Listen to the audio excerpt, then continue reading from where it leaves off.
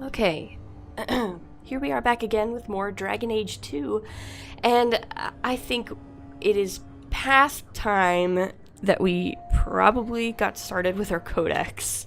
There's a lot of Codex, you guys. There's a lot of Codex. And we're like a dozen episodes in, and I haven't done a Codex episode yet. It's kind of crazy.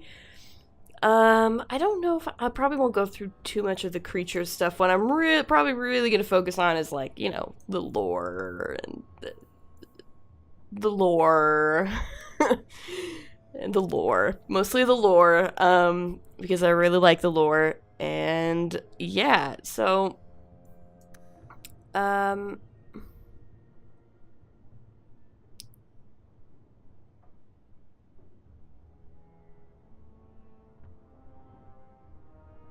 the Abomination one is actually a pretty good one, though.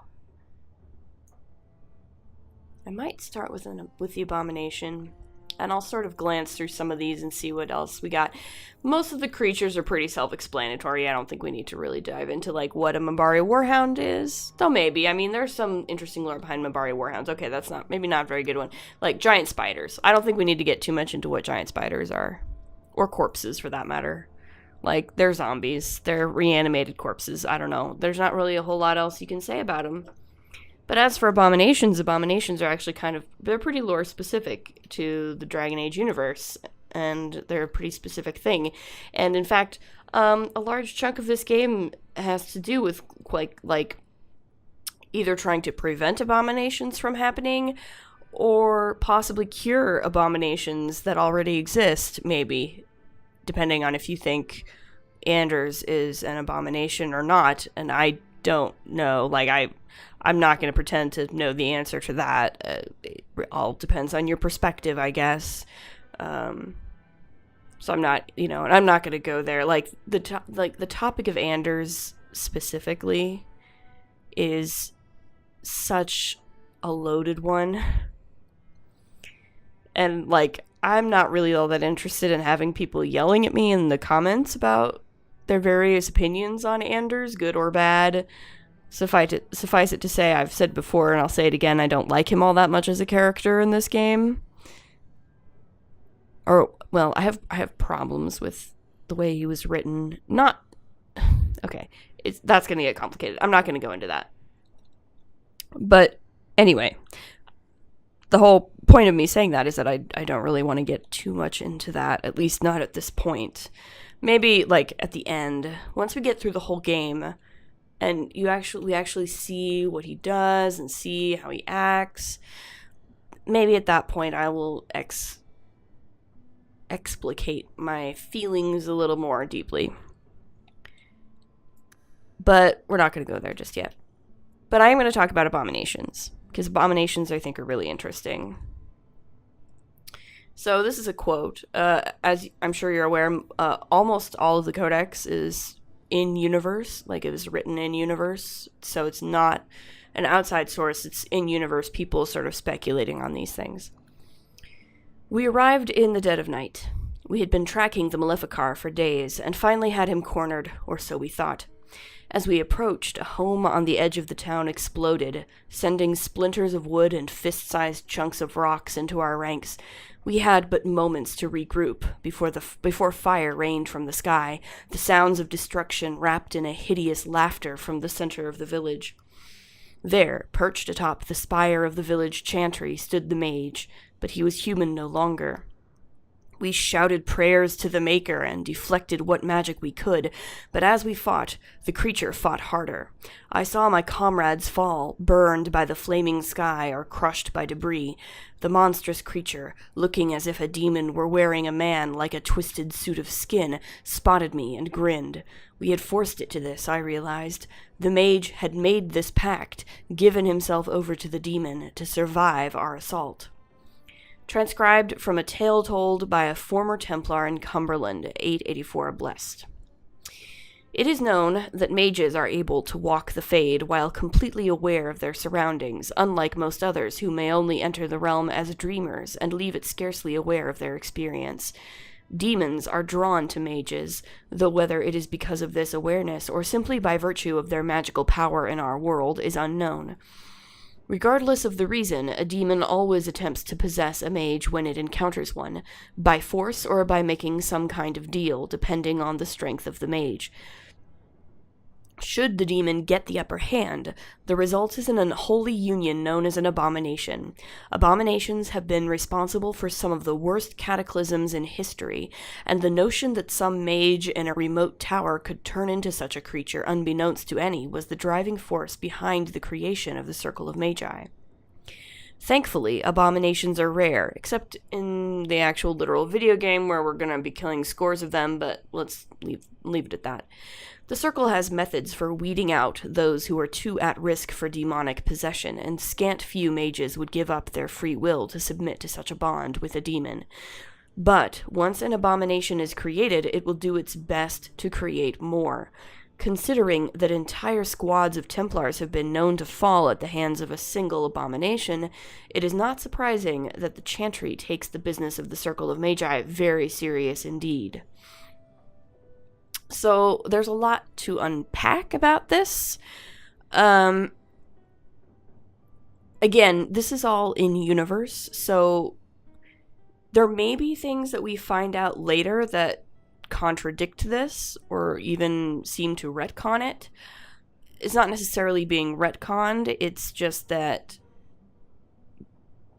they're in universe and they're all like, this is written from the perspective of someone in Thedas who doesn't necessarily have all of the information that we have as players of these games, which is one of the reasons why I like the Codex as much as I do, because it is always very biased and it's not really complete, and it's rarely completely objective. And in all honesty, it's one of the things I wish they would have done better about this game, is that I wish they'd played a little bit more with the idea that Varric is an unreliable narrator. It's only a couple of times when he sort of breaks the fourth wall in a sense and messes with us. I kind of wish they had done more with Varric as the narrator of this game, because yeah, I mean, I love unreliable narrators. I think they're great. So I just wish they had done more with it. Anyway. So yeah, there's a lot to unpack in this. And again, it's sort of an open question, like whether Anders is an abomination or not. If you go by this Codex entry and the definition that it makes of an abomination, I guess he kind of is, because you can become an abomination either by a demon taking over your body by force or by doing it consensually. And I mean, Anders did it consensually. He hasn't been necessarily taken over, but I don't know. It's a weird situation that I don't think has ever been really fully explained in the lore, why Anders is the way he is. But anyway. So yeah, Arcane Horrors, we've got a couple of these, of course. Yeah, Arcane Horrors specifically is a pride demon inhabiting the corpse of a mage. So it's not an abomination in the sense that the mage is not alive when the demon inhabits it. When the demon inhabits them, the mage is dead. The demon inhabits the corpse, and an arcane horror is born. Corpses, of course, are in universe, right? The zombies in universe are just corpses that are possessed by demons. We know about desire demons, I hope, from Dragon Age Origins. I kind of wish desire demons got a better design, but because theoretically they're like, a desire demon isn't necessarily about like lust, right, or a specific kind of desire. It's just about giving people whatever it is that they want most deeply. Theoretically, the desire demon should look like whatever you want the most, or, you know, whatever. But, of course, that would be too complicated, and so they made them half-naked women. Because, you know, that's how you do. Herlocks are Darkspawn, Mabari Warhounds, of course, dogs are an essential part of Ferelden culture. Hopefully we know this again from Origins. And that's why you have a dog in Dragon Age 2 as well, because Hawk is Ferelden for all that she lives in the Free Marches. Rage Demons, yeah, we know. Revenants, Shades. I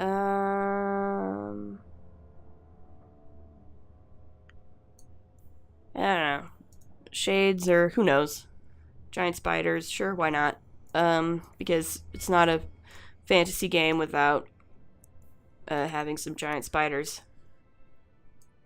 So here's a bunch of all of the items that I have. All sort of have all of the special items that you get are like they have lore and codex entries behind them. So I guess we'll read these. The Spiral Eye. I have a couple of items that are called the Spiral Eye.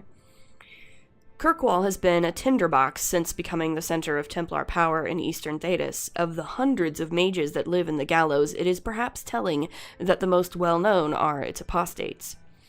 Caradweth was one such infamous apostate. She lived during the latter half of the Storm Age and was known for hunting priests and Templars that abused their charges excessively. Caradweth was also known as the Watcher and the Spiral Eye, so named for the spiral glyph she marked near her victims. Templar records show that Caradweth was captured and made tranquil in 790 Storm. Many refused to believe this, so her legend lives on. From Kirkwall, the City of Chains, by our old friend, Brother Genitivi. Air of Confidence. I guess this is a ring. After averting a disaster at the Circle of Markham, Evra was given this ring by the first enchanter. I have no idea who Evra is. Though the Air of Confidence is not as eye-catching as his other famous ring, it is said that Evra always wore it, even when sleeping. The exact magical properties of the Air of Confidence are a subject of much speculation amongst minstrels. I'm sure they are. Amulet of Ashes. A ruined piece of charred wood hangs from its setting of half-melted gold. Holding it over an open flame, however, reveals its powers. In the flickering flames, the gold recedes into some former shape while the wood turns brown and reveals its grain. Okay.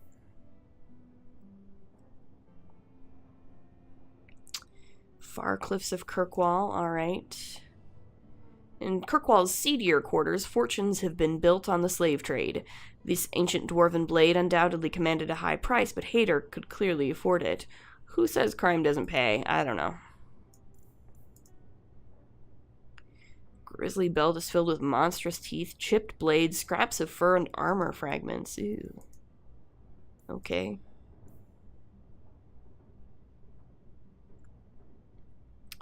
When Evra gained notoriety by defeating the Blood Sisters of Venstal, he was wearing his signature ring. Although the massive size of the solid gold ring attracts attention, it served a more practical purpose for Evra. He used it to punch demons in the face, sometimes felling them in a single blow. Sounds like Evra was some kind of superhero character.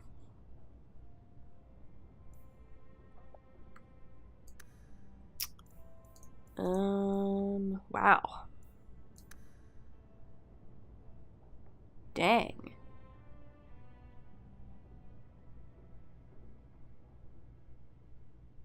Hindsight. It's long enough that I feel like I want to read it because it's interesting. I'm not even aware of this. I don't remember much about this. But that's alright. The Lion of Orlais. Thanks a lot, lost. Slither's Lament. Okay.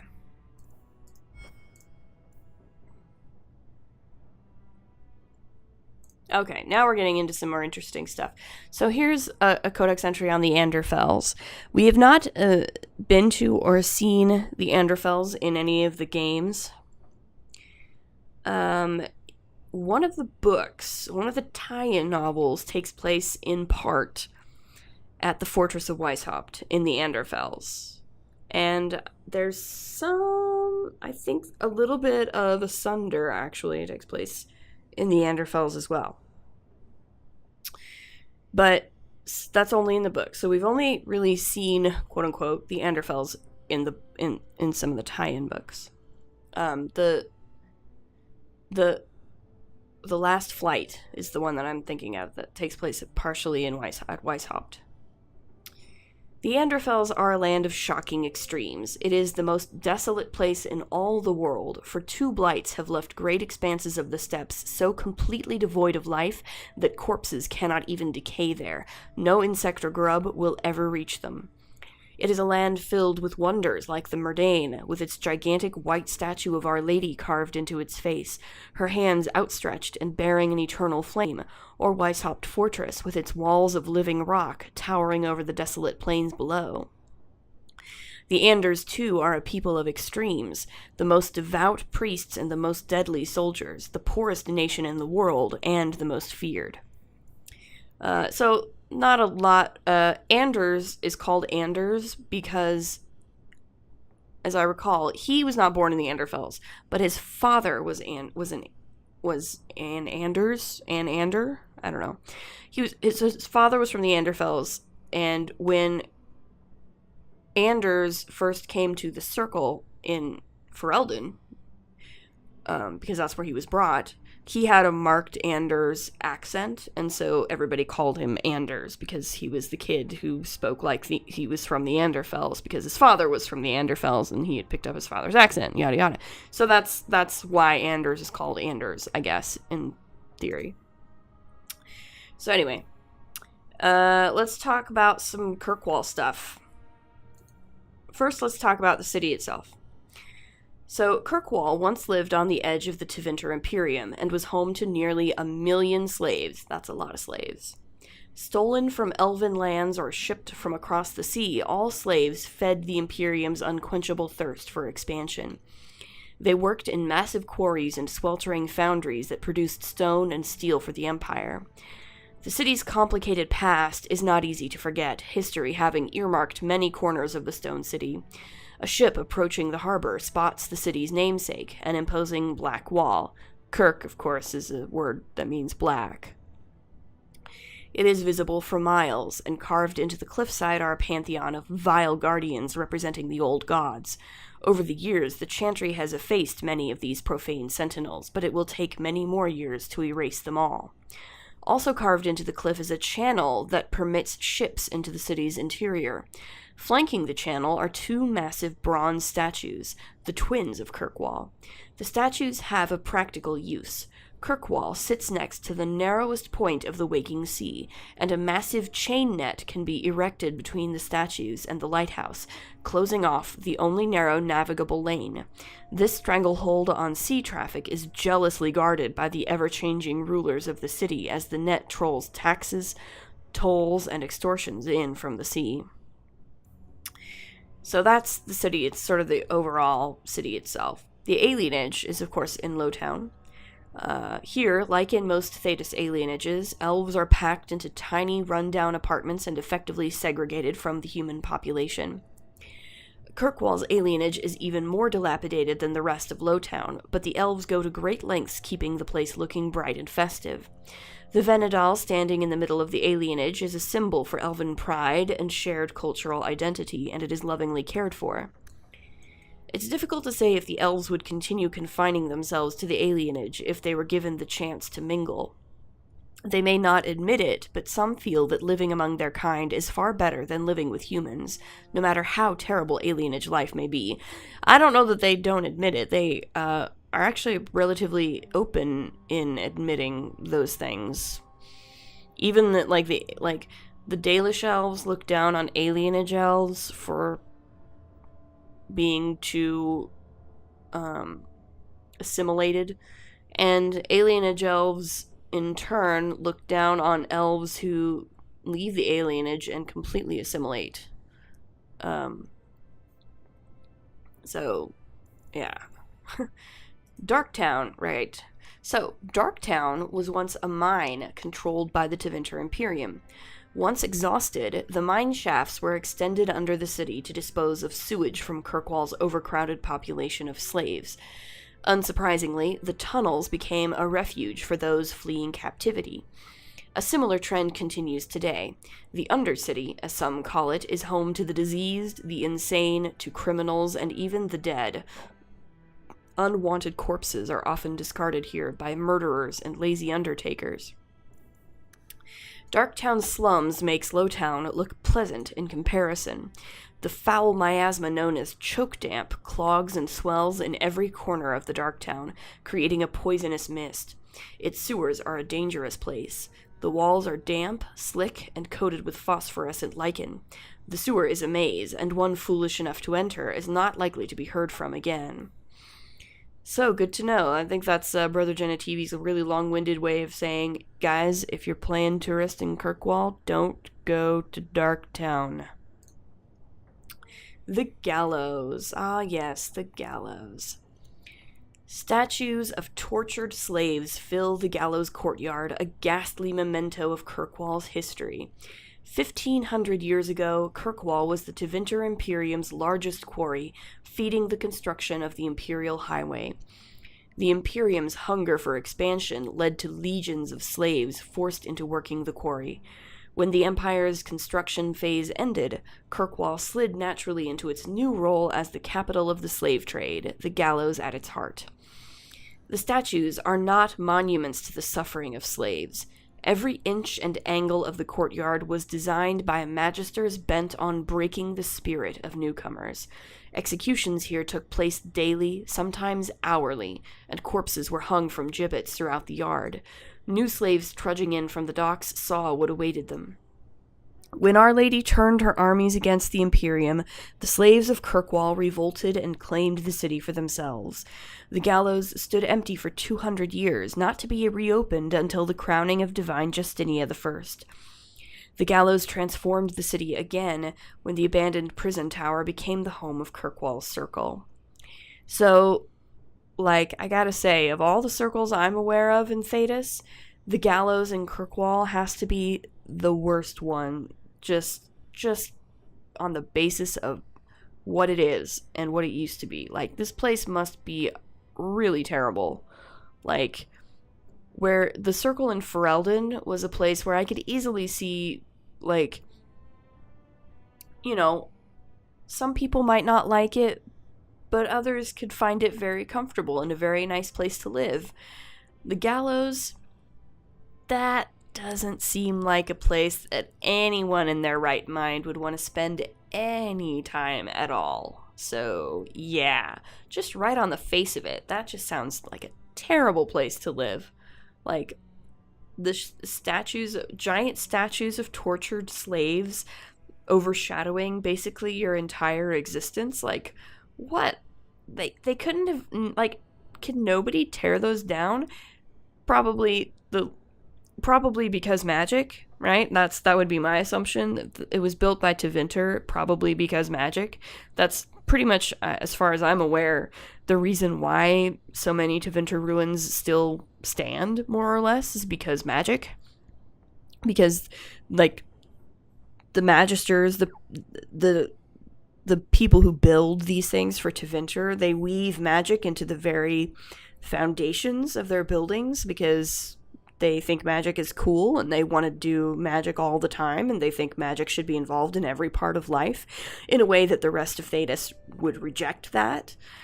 So I would assume that that's why, they simply cannot take them down for some reason. I would hope that someone at some point at least tried to rip down the statues of tortured slaves and were somehow just completely unable to.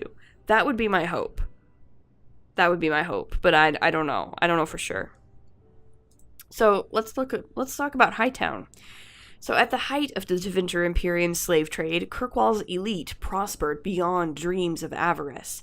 Hightown was built for the wealthiest slavers, its glitzy mansions rising atop a great wall of rock that borders on one side the waking sea. Lowtown cowered on its other side until Kirkwall's slaves rose to plunder and destroy Hightown's riches. Today, Hightown's prominent buildings are the Keep, home to the ruling Viscount, and the Chantry, home to the Grand Cleric and the city's religious center. Both are converted estates that once housed wealthy magisters, rebuilt and converted after the uprising. So that's interesting, that even the Chantry was once the private home of a person like a magister. Crazy that. Though, I mean, it does remind me vaguely of, like, you know, really old cities. Like, of course, Ventor Imperium is a rough analog to Rome, right? Like, if we see Dragon Age as a sort of rough analog of medieval Europe, the Imperium is Rome, right? And in the same sense, so that, like, the cities and places that the Romans once occupied throughout Europe,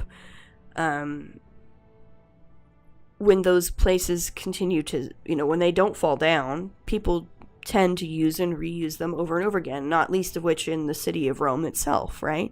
Where, you know, there's places, there's buildings there that have been occupied for centuries and have probably served a bunch of different purposes, because human beings are pretty adaptable like that, and we're used to just sort of reusing the stuff that we have in our environments and making new uses for them. But the gallows thing is still really creepy, no matter how you spin it.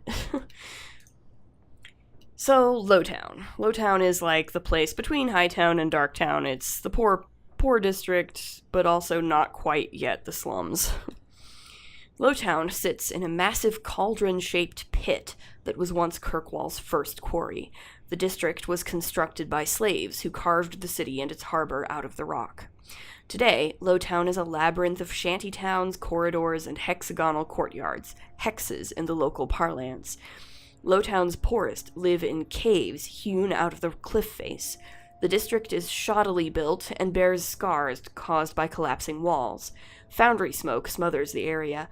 Only a cold winter storm clears the air, but the icy wind howling over the mouths of old mine shafts hardly counts as relief.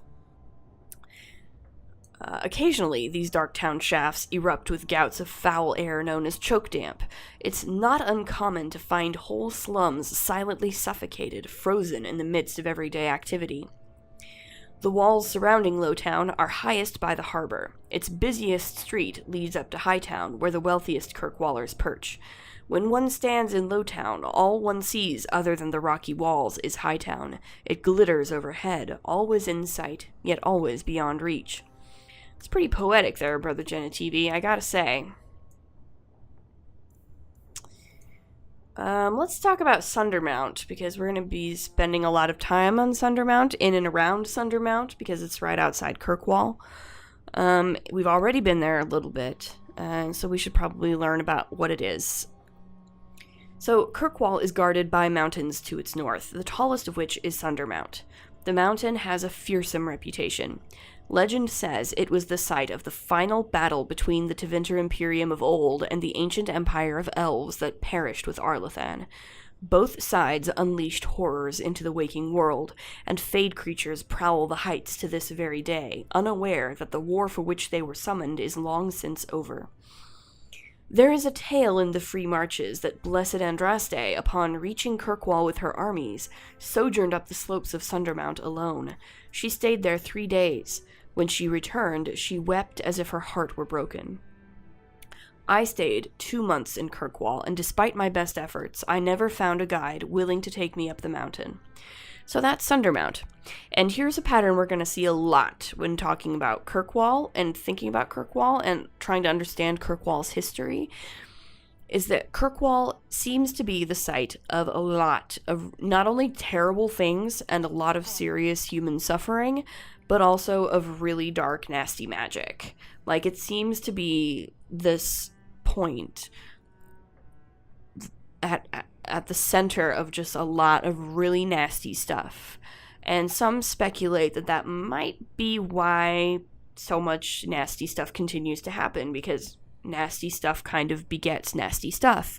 And dark magic and blood magic and all of that stuff, the more you do it, the worse things get, and the more the veil gets torn, and then more and more bad things happen, and it just becomes an endless cycle of terrible things, and that's kind of why Kirkwall is just sort of terrible. Maybe. But, you know, the main point here is that Kirkwall is kind of terrible. And it always has been. Like, from the beginning, Kirkwall has been a terrible place, full of a lot of suffering. So here's one from the first game, the Orlesian Empire. I'm going to keep doing these because I think that it's probably important to be aware of some of this stuff, especially the Orlesian stuff, because that's going to become even more important later on.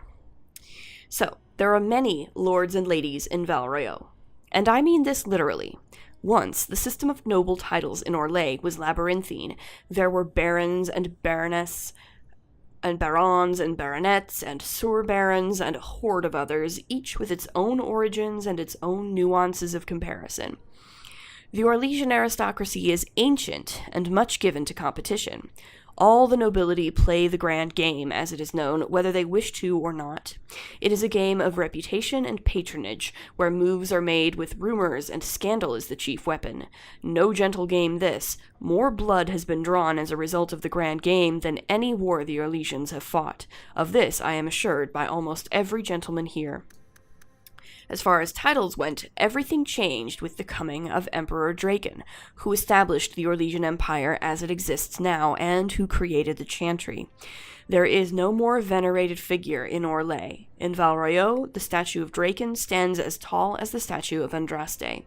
Draken determined that the grand game was tearing Orlais apart, so he abolished all titles besides his own and lord and lady. I am told, with some twittering amusement, that this action did not end the grand game as Draken had intended. Now the lords and ladies collected unofficial titles rather than official ones, such as the exalted patron of Tassus Clay or uncle to the champion of Trem. It is a headache to remember such titles, and one winces to think of the poor doormen at the balls who must rattle them off as each guest enters the room. Which is going to be hilarious, because in Dragon Age Inquisition, let me tell you, it's going to happen. It's going to happen. The aristocracy is different from Ferelden in other ways as well. The Orlesians' right to rule stems directly from the Maker. There exists neither the concept of rule by merit, nor the slightest notion of rebellion. If one is not noble, one aspires to be, or at the least aspires to be in the good graces of a noble, and is ever watching for a way to enter the patronage of those better placed in the grand game. And then there are the masks, and the cosmetics. I have not seen so much paint since the kennels at Highever, but that is another story. So in our medieval Europe analog, the Orlesian Empire is France. And this is where Orlais is completely French, right here. The Orlesians' right to rule stems directly from the Maker. The concept of the divine right of kings, of course, was pretty well established in Europe, in European history. Most European monarchs ascribed to this to some extent or another, especially in the Middle Ages. Even the English ones, yes, even the English ones. But England kind of went through a bunch of other stuff that kind of eroded this a lot earlier than it happened like on the continent. So the main difference between Ferelden and Orlais in Dragon Age is this idea that in Ferelden, the kings rule not so much based on the divine right of the divine will of the Maker, but because the landsmeet, right, the important people of Ferelden have all agreed that this is the person who should rule the country. Whereas Orlais, they're very much like, no, it's the divine will of the Maker. I'm your God-given ruler, and that's that. So that's the thing with Orlais, right? So here's Parvalen, the occupied north. This is also really interesting. Of course, the Qunari are becoming more and more important in Dragon Age 2. Certainly much more of a significant thing in 2 than they were in Origins. And they're going to continue to be interesting going forward. And I think they're going to become even more important going forward. They're maybe not quite as prominent again in Dragon Age Inquisition, but they're certainly, I think, we're certainly going to... I'm speculating here, but I think we're certainly going to a place in future games where the Qunari thing is going to be even more of a thing. So, Parval in the occupied north. In the 30th year of the Steel Age, the first Qunari ships were sighted off the coast of Parvalan in the far north, marking the beginning of a new age of warfare. History calls this the First Qunari War, but it was mostly a one-sided bloodbath, with the Qunari advancing far into the mainland. Qunari warriors in glittering steel armor carved through armies with ease. Their cannons, the likes of which our ancestors had never seen, reduced city walls to rubble in a matter of seconds. Stories of Qunari occupation vary greatly. It is said they dismantled families and sent captives to learning camps for indoctrination into their religion. Those who refused to cooperate disappeared to mines or construction camps. For every tale of suffering, however, there is another of enlightenment deriving from something called the Qun. This is either a philosophical code or a written text that governs all aspects of Qunari life, perhaps both. One converted Saharan reported pity for those who refused to embrace the Qun, as if the conquerors had led him to a sort of self-discovery. "For all my life, I followed the Maker wherever his path led me," he wrote, "but in the Qun I have found the means to travel my own path." It has been said that the most complete way to wipe out a people is not with blades, but with books. Thankfully, a world that had repelled 4 blights would not easily bow to a foreign aggressor, and so the exalted marches began. The greatest advantage of the Chantry-led forces was the Circle of Magi. For all their technology, the Qunari appeared to harbor great hatred for magic. Faced with cannons, the Chantry responded with lightning and balls of fire. The Qunari armies lacked the sheer numbers of humanity. So many were slain at Marnas Pel on both sides that the Vale is said to be permanently sundered, the ruins still plagued by restless corpses. But each year, the Chantry pushed further and further into the Qunari lines, although local converts to the Qun proved difficult to return to Andraste's teachings. By the end of the Storm Age, the Qunari were truly pushed back. Rivain was the only human land that retained the Qunari religion after being freed, and its rulers attempted to barter a peace. Most human lands signed the Lomaran Accord, accepting the Ventor Imperium. It is a shaky peace that has lasted to this day. So let's talk about Rivain, since we've talked about Parvalan now. Nowhere in my travels, not in the heart of the Imperium, nor the streets of Orzammar, have I felt so much an outsider as in Rivain. The chant of light never truly reached the ears of these people. The years they spent under the thumb of the Qunari left most of the country zealous followers of the Qun. But resistance to the chant goes deeper than the Qunari War. The Rivaini refuse to be parted from their seers, wise women who are in fact hedge mages, communicating with spirits and actually allowing themselves to become possessed. The Chantry prohibition against such magical practices violates millennia of local tradition. So here we have a place where people allow themselves to become possessed by spirits. We're going to see some more of that with the Avar, actually. In Dragon Age Inquisition, we're going to meet some Avar, and the Avar do this as well. Avar mages allow themselves to become possessed by spirits. So this is clearly a thing that can happen, and does happen willingly, and doesn't necessarily create what we might consider an abomination. So Anders isn't like a unique creation. Like, he's not a completely unique person. I honestly, I don't understand why he doesn't just, like, go to Rivain, you know, like, or even go to the Avar, because, in fact, in Dragon Age Inquisition, we learn that the Avar have ways, and that they can, in fact, be separated from their spirit companions. I don't know. Something about Anders is different. I don't know. Probably because he didn't know anything worth shit when he did it, and so he fucked it up somehow. That would be my guess. Okay, so let's talk about Starkhaven a little bit. So Sebastian Vale, the guy the handsome, bland Scottish guy that I killed a bunch of people for, is the Prince of Starkhaven, or he was a Prince of Starkhaven. Now he's kind of a Chantry guy, but he's still kind of a prince. Anyway, he's from Starkhaven. So Starkhaven, the largest city in the Free Marches, sits on the bank of the great Menanter River. I remember my visit to the city quite clearly. I was taken up the river by barge, a cumbersome vessel that moved at a stately pace, and disembarked by the city's central square, an impressive space with marble fountains and surrounded by kingly estates. Starkhaven's wealth was truly a sight to behold. A path paved in granite led up to the grandest building I've ever seen. My guide indicated that this was the residence of Starkhaven's ruler, Prince Vale. We supped at the table of my guide's closest friend. I was presented with a variety of dishes from the region. One in particular stood out, fish and egg pie, Starkhaven's most famous dish. 3 deboned fish, caught just that day, were cooked in a porcelain vessel with boiled eggs, dried fruit, spices, and thickened cream, all topped with a light crust. Superb. So obviously Brother Genetivi likes his delicacies. Starkhaven is the biggest and I think also the wealthiest city in the Free Marches. And that's where Sebastian's from. So we know about the Tevinter Imperium. Again, it's our Rome analog, right? It's our Rome analog in Thedas. So for good or ill, the Imperium has put its stamp on Thedas forever. The old Imperial Highway is still in use across most of Thedas. The ruins of Tevinter fortresses and centers of magical study still litter our landscape, long after the glory of the Imperium dimmed.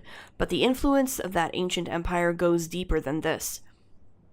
Without Tevinter, there would have been no Blights, no Andraste, no Chantry. Every aspect of our world would be altered. The might and majesty of the Imperium may have faded, but it still makes its presence known, even in the most distant corners of Thedas.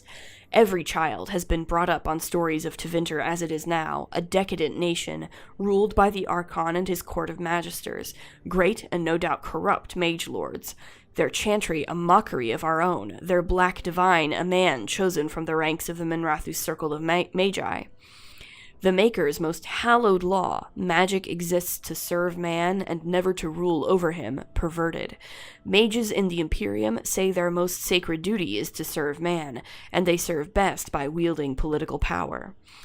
And the worst, that which blessed Andraste must weep to see, all of it is built on a foundation of slavery.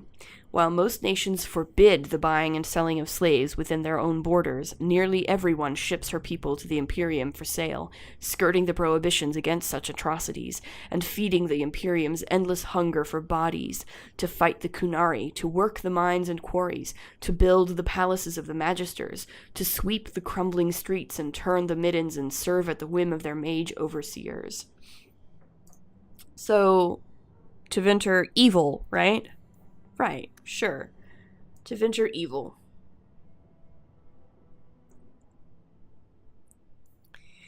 The geography of Thedas, I think, is interesting mostly because of what we don't know about it, or what we don't know about what's beyond Thedas, as opposed to what we do know about it. So I'm going to read this because I think that bit of it is interesting.